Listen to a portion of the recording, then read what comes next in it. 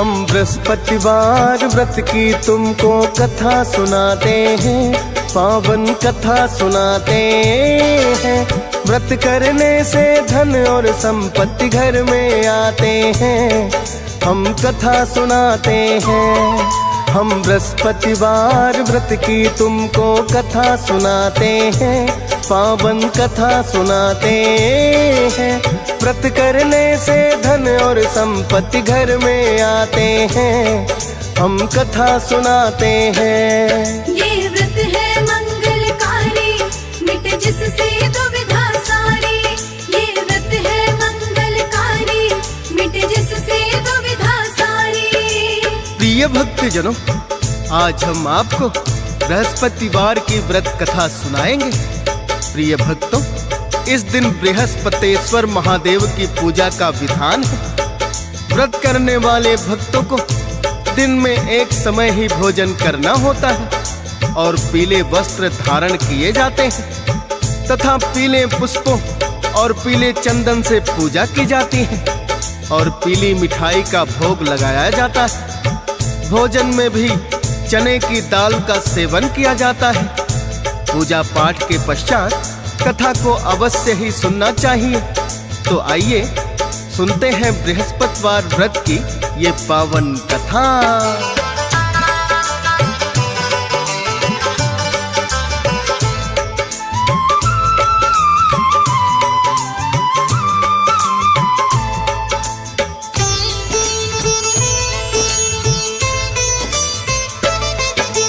किसी नगर में रहता था एक सेठ बड़ा साहूकार।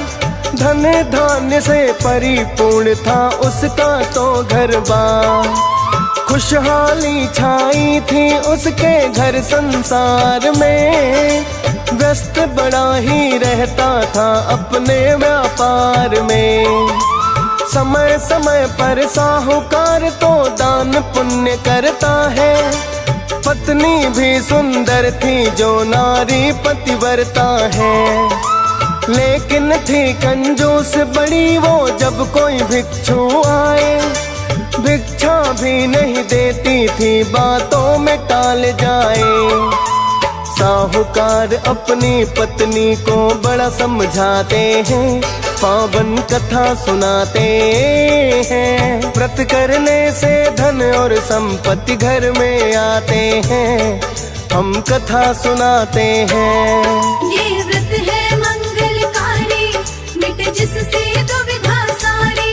ये व्रत है मंगलकारी, मिट जिससे दुविधा सारी। प्रिय भक्तजनों, वैसे तो साहूकार की पत्नी सुंदर और घर के कामों में बड़ी ही निपुण थी, किंतु साहूकार के द्वारा कमाए हुए धन को वो जोड़ जोड़ कर रखती थी। साहूकार की दान पुण्य करने की आदत भी उसे बुरी लगती थी और स्वयं तो किसी भिक्षुक को भी भिक्षा देने से कतराती थी। साहूकार उसे बहुत समझाता कि हमारे पास ईश्वर का दिया सब कुछ है और दान करने से धन की वृद्धि होती है, किंतु वो कहती, आपने इतनी परिश्रम से धन कमाया है, मैं क्या इसे भिक्षुओं में बांट दूं? साहूकार ने अनेकों प्रयासों से उसे समझाने का असफल प्रयत्न किया, किंतु साहूकार की बातों का उस पर कोई असर नहीं हुआ।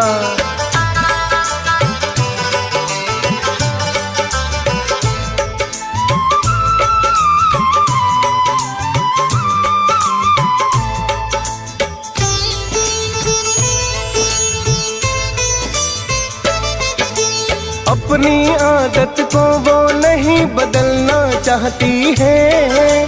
दान पुण्य की बातें उसको रास न आती हैं। याद नहीं कुछ भी रखती जो साहूकार ने बताया। एक दिन बृहस्पतिवार को कोई साधु द्वार पे आया और आकर के साधु ने द्वार पे अलख जगाई। खड़ा है साधु द्वारे तेरे, भिक्षा दे दो माई। साहूकार की पत्नी तो तब आंगन लीप रही। कहने लगी साधु को, मेरे पास में समय नहीं। इतना सुनकर साधु खाली लौट ही जाते हैं, पावन कथा सुनाते हैं। व्रत करने से धन और संपत्ति घर में आते हैं, हम कथा सुनाते हैं। ये व्रत है मंगलकारी, मिटे जिससे दुविधा सारी। ये व्रत है मंगलकारी, मिटे जिससे दुविधा सारी। प्रिय भक्तजनों, इस प्रकार साहूकार की पत्नी ने उस साधु को बिना कुछ दिए ही द्वार से खाली लौटा दिया। अगले बृहस्पतिवार को फिर से वही साधु साहूकार के द्वार पर आया और फिर से भिक्षा मांगने लगा। उस समय साहूकार की पत्नी अपने बच्चे को दूध पिला रही थी। वो कहने लगी कि हे बाबा, मैं अपने बच्चे को दूध पिला रही हूँ, तुम कहीं और जाकर भिक्षा मांगो। उस दिन भी वह साधु साहूकार के द्वार से खाली लौट गया। तीसरे बृहस्पतिवार को फिर से जब जाकर उसने भिक्षा मांगी तो साहूकार की पत्नी कहने लगी, हे बाबा, मुझे घर के कामों से ही फुर्सत नहीं मिलती, तुम्हें भिक्षा देने का समय कहाँ। तो साधु कहने लगा, क्या जब तुम्हें कोई भी काम नहीं होगा तब मुझे भिक्षा दे दोगी? साहूकार की पत्नी कहने लगी, क्या सच में ऐसा हो सकता है कि मुझे घर में कोई काम ही न करना पड़े?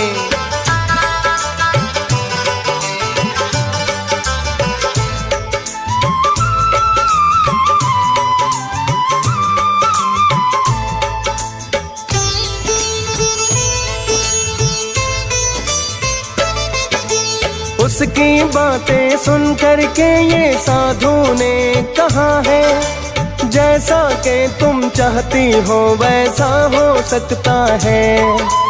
यदि तुम चाहती हो सब घर के कामों से अवकाश, इसका भी है एक उपाय, सुन लो मेरे पास। साहूकार की पत्नी ने फिर साधु से पूछा है, मिल जाए अवकाश है बाबा, ऐसा उपाय क्या है?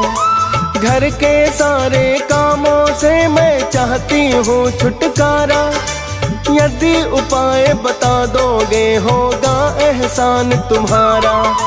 साहूकार की पत्नी को वो उपाय बताते हैं, पावन कथा सुनाते हैं। व्रत करने से धन और संपत्ति घर में आते हैं, हम कथा सुनाते हैं। ये व्रत है मंगलकारी, मिटे जिससे दुविधा सारी।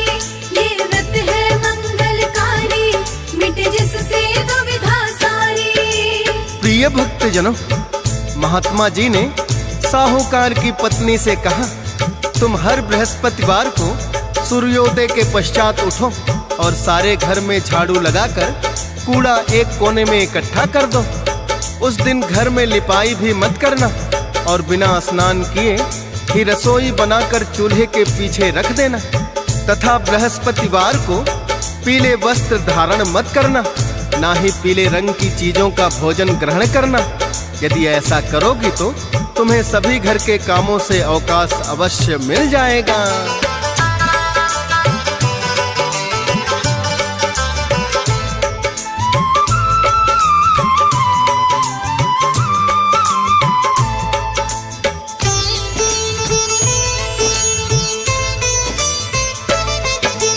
पूछा तो साधु बाबा ने उपाय बता दिया है, बिना ही भिक्षा लिए वो साधु द्वार से लौट गया है। अगले सप्ताह फिर जैसे ही आया बृहस्पतिवार, साहूकार की पत्नी ने है मन में किया विचार। जो भी उपाय बताया साधु ने वो अपनाना है, जो घर के कामों से मुझे छुटकारा पाना है। दिन चढ़ने पर उठी देर से किया है झाड़ू पोछा, किया इकट्ठा कूड़ा घर में बाहर ना फेंका।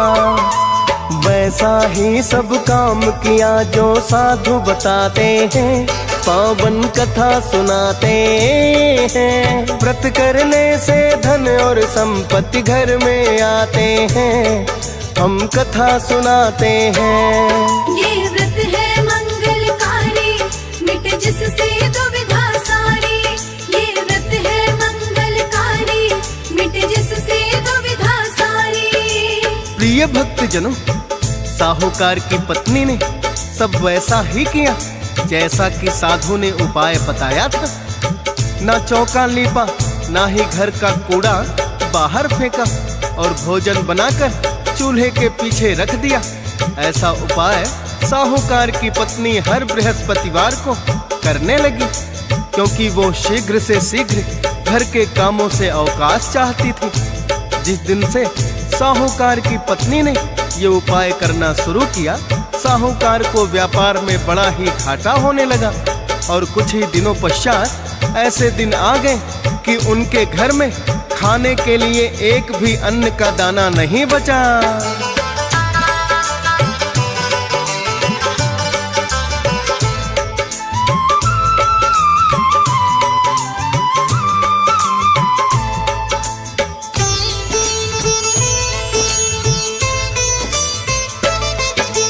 कुछ ही समय पश्चात वो साधु फिर से आया है।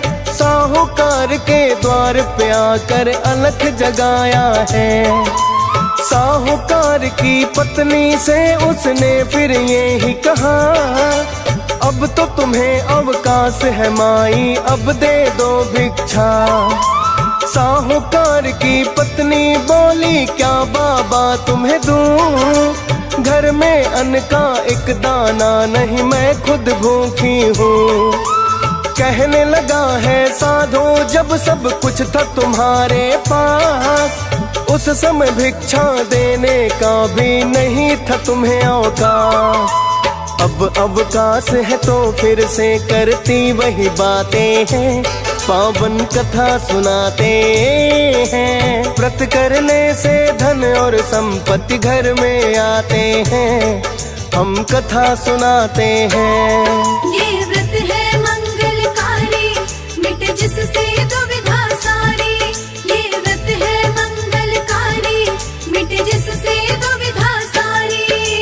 प्रिय भक्तजनों, साधु ने साहूकार की पत्नी से कहा कि जब तुम्हारे पास सब कुछ था तब भी तुमने कुछ नहीं दिया, अब तुम्हारे पास अवकाश ही अवकाश है, फिर भी मुझे भिक्षा नहीं दे रहे हो। इतना सुनते ही साहूकार की पत्नी रोने लगी और कहने लगी कि हे बाबा, मुझे क्षमा कर दीजिए, मैंने आपका बार बार अपमान किया। मुझे कोई ऐसा उपाय बताइए जिससे मेरे पति का व्यापार फिर से चल पड़े और पहले की भांति घर अन्न और धन से परिपूर्ण हो जाए। मैं कदापि किसी साधु महात्मा को अपने द्वार से खाली नहीं जाने दूंगी। कृपया मुझ पर उपकार करके मुझे कोई उपाय बता दीजिए जिससे मेरे घर की खुशहाली फिर से लौट आए।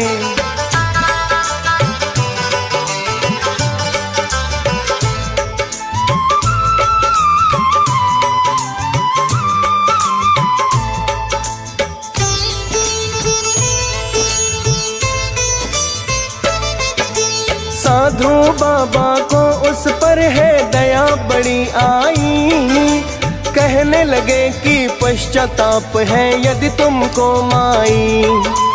तुमको फिर से बताऊंगा मैं, सुन लो उपाय ऐसा, जिसके करने से हो जाए सब कुछ पहले जैसा। हर एक बृहस्पतिवार को ब्रह्म मुहूर्त में उठ जाना, घर की लिपाई के लिए गाय का गोबर लाना। चूल्हा चौका करके लिपाई रसोई बनाना है, पीले वस्त्र पहनना, पीला भोजन खाना है। और भी साधु बताते उसको अनेकों बातें हैं, पावन कथा सुनाते हैं। व्रत करने से धन और संपत्ति घर में आते हैं, हम कथा सुनाते हैं। ये व्रत है मंगलकारी, मिट जिससे दुविधा सारी। ये व्रत है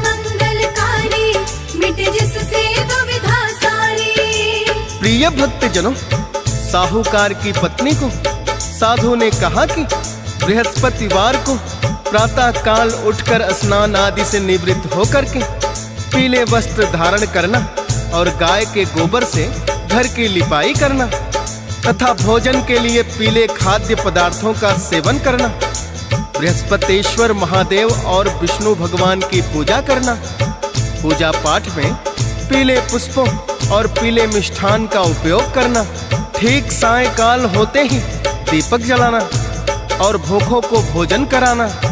इतना करने मात्र से ही तुम्हारी सब दरिद्रता दूर हो जाएगी।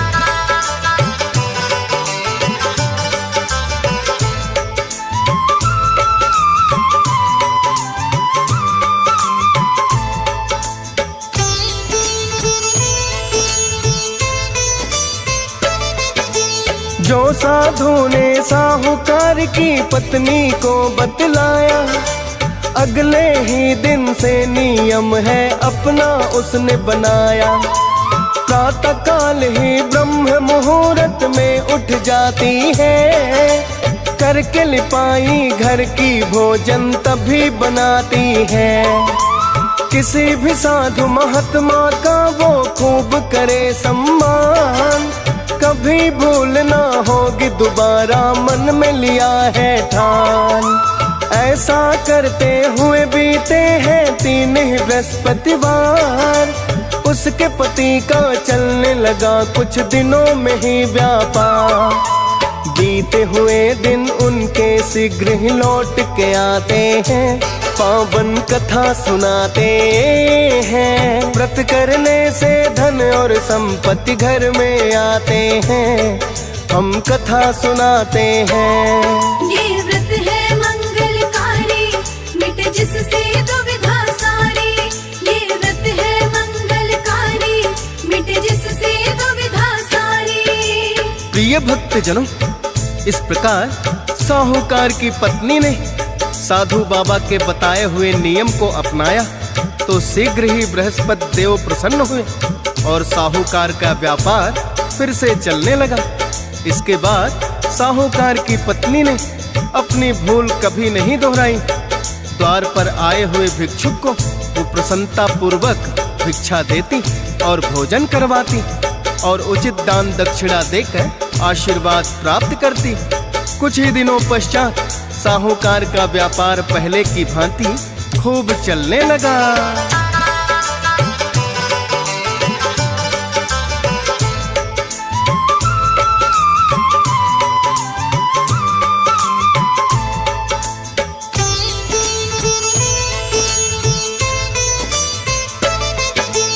खुशहाली जब साहूकार के घर में लौट आई, अपनी भूल ना उसकी पत्नी ने फिर दोहराई। दान पुण्य में उसकी भी अब श्रद्धा बढ़ गई है, जान गई के दान करने से धन घटता नहीं है। ईश्वर ने जिसको भी देने लायक बना दिया, दान पुण्य करने में भक्तों बोलो हर्ज है क्या। और अन्न का दान तो भक्तों सर्वोत्तम कहलाए, भूखे पेट न कभी कोई किसके द्वार से जाए। एक रोटी के बदले लाखों दुआएं पाते हैं, पावन कथा सुनाते हैं। व्रत करने से धन और संपत्ति घर में आते हैं, हम कथा सुनाते हैं। ये व्रत है मंगलकारी, मिट जिससे दुविधा सारी। ये व्रत है मंगलकारी, मिट जिससे दुविधा सारी। प्रिय भक्तजनों, यही कथा है बृहस्पतिवार व्रत की, जिसमें एक शिक्षा भी है कि कभी भी किसी भिक्षुक को दान करने से कदापि कोई हानि नहीं होती, अपितु उसकी दुआएं घर की खुशहाली में और वृद्धि कर देती हैं। न जाने कब किस रूप में ईश्वर हमारी परीक्षा ही ले रहे हो। ईश्वर ने यदि आपको देने लायक बनाया है तो उसे अपने आप को सौभाग्यशाली समझना चाहिए।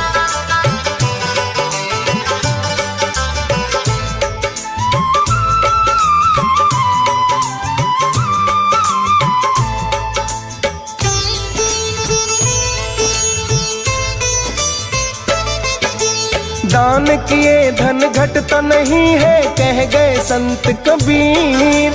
यदि तुम देने लायक हो तो अच्छी है तकदीर। बृहस्पतिवार के व्रत की भी तो भक्तों कथा यही है। पूजा पाठ के बाद अवश्य जो जाति सुनी पढ़ी है। DS पाल ने भक्तों कथा का कर दिया है वर्णन।